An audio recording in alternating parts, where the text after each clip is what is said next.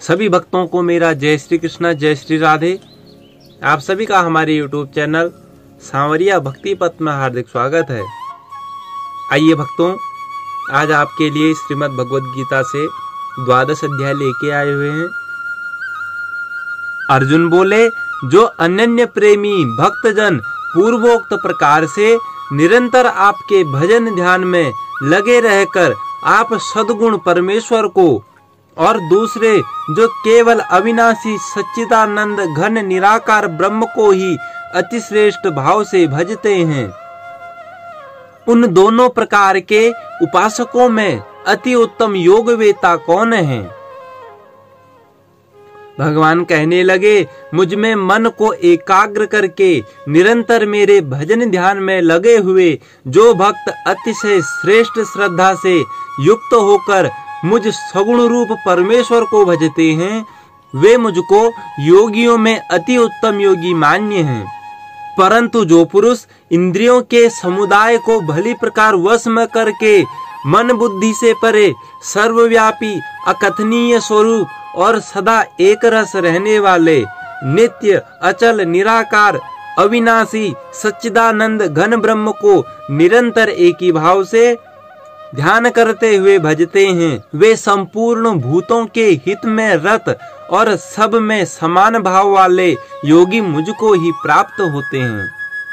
उन सच्चिदानंद घन निराकार ब्रह्म में आसक्त चित्त वाले पुरुषों के साधन में परिश्रम विशेष है, क्योंकि देहाभिमानियों के द्वारा अव्यक्त विषयक गति दुख पूर्वक प्राप्त की जाती है। परंतु जो मेरे परायण रहने वाले भक्तजन संपूर्ण कर्मों को मुझ में अर्पण करके मुझ सगुण रूप परमेश्वर को ही अनन्य भक्ति योग से निरंतर चिंतन करते हुए भजते हैं, हे अर्जुन, उन मुझ में चित्त लगाने वाले प्रेमी भक्तों का मैं शीघ्र ही मृत्यु रूप संसार समुद्र से उद्धार करने वाला होता हूँ। मुझ में मन को लगा और मुझ में ही बुद्धि को लगा, इसके उपरांत तू मुझ में ही निवास करेगा, इसमें कुछ भी संशय नहीं है। यदि तू मन को मुझ में अचल स्थापन करने के लिए समर्थ नहीं है, तो हे अर्जुन, अभ्यास रूप योग के द्वारा मुझको प्राप्त होने के लिए इच्छा कर। भगवान के नाम और गुणों का श्रवण कीर्तन मनन तथा श्वास के द्वारा जप और भगवत प्राप्ति विषयक शास्त्रों का पठन पाठन इत्यादि चेष्टाएं भगवत प्राप्ति के लिए बारंबार करने का नाम अभ्यास है। यदि तू उपर्युक्त अभ्यास में भी असमर्थ है, तो केवल मेरे लिए कर्म करने के लिए परायण हो जा। इस प्रकार मेरे निमित्त कर्मों को करता हुआ भी मेरी प्राप्ति रूप सिद्धि को प्राप्त होगा। स्वार्थ को त्याग कर और परमेश्वर को ही परम आश्रय और परम गति समझकर निष्काम प्रेम भाव से सती शिरोमणि पतिव्रता स्त्री की भांति मन वाणी और शरीर द्वारा परमेश्वर के लिए यज्ञ दान और तपादि संपूर्ण कर्तव्य कर्मों के करने का नाम भगवदर्थ कर्म करने के परायण होना है। यदि मेरी प्राप्ति रूप योग के आश्रित होकर उपर्युक्त साधन को करने में भी तू असमर्थ है, तो मन बुद्धि आदि पर विजय प्राप्त करने वाला होकर सब कर्मों के फल का त्याग कर।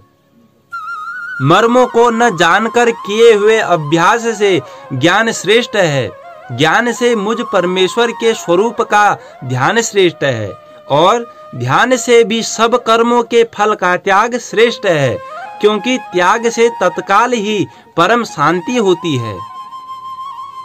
जो पुरुष सब भूतों में द्वेष भाव से रहित, स्वार्थ रहित, सबका प्रेमी और हेतु रहित दयालु है, तथा ममता से रहित, अहंकार से रहित, सुख दुखों की प्राप्ति में सम और समावान है, अर्थात अपराध करने वालों को भी अभय देने वाला है, तथा जो योगी निरंतर संतुष्ट है, मन इंद्रियों सहित शरीर को वश में किए हुए है और मुझ में दृढ़ निश्चय वाला है, वह मुझ में अर्पण किए हुए मन बुद्धि वाला मेरा भक्त मुझको प्रिय है, जिससे कोई भी जीव उद्वेग को प्राप्त नहीं होता, जो स्वयं भी किसी जीव से उद्वेग को प्राप्त नहीं होता, तथा जो हर्ष अमर्ष अर्थात दूसरे की उन्नति को देखकर संताप होने का नाम अमर्ष है। भय और उद्वेग आदि से रहित है, वह भक्त मुझको प्रिय है। जो पुरुष आकांक्षा से रहित, बाहर भीतर से शुद्ध, चतुर, पक्षपात से रहित और दुखों से छूटा हुआ है, वह सब आरंभों का त्यागी मेरा भक्त मुझको प्रिय है। जो न कभी हर्षित होता है, न द्वेष करता है, न शोक करता है, न कामना करता है, और जो शुभ और अशुभ संपूर्ण कर्मों का त्यागी है, वह भक्ति युक्त पुरुष मुझको प्रिय है। जो शत्रु मित्र में और मान अपमान में सम है, तथा सर्दी गर्मी और सुख दुखादि द्वंद्वों में सम है और आसक्ति से रहित है। जो निंदा स्तुति को समान समझने वाला, मननशील और जिस किसी प्रकार से भी शरीर का निर्वाह होने में सदा ही संतुष्ट है और रहने के स्थान में ममता और आसक्ति से रहित है, वह स्थिर बुद्धि भक्तिमान पुरुष मुझको प्रिय है। परंतु जो श्रद्धा युक्त पुरुष मेरे परायण होकर इस ऊपर कहे हुए धर्ममय अमृत को निष्काम प्रेम भाव से सेवन करते हैं, वे भक्त मुझको अतिशय प्रिय हैं। यहाँ पर हमारा 12वां अध्याय संपूर्ण होता है। सभी को मेरा जय श्री कृष्ण।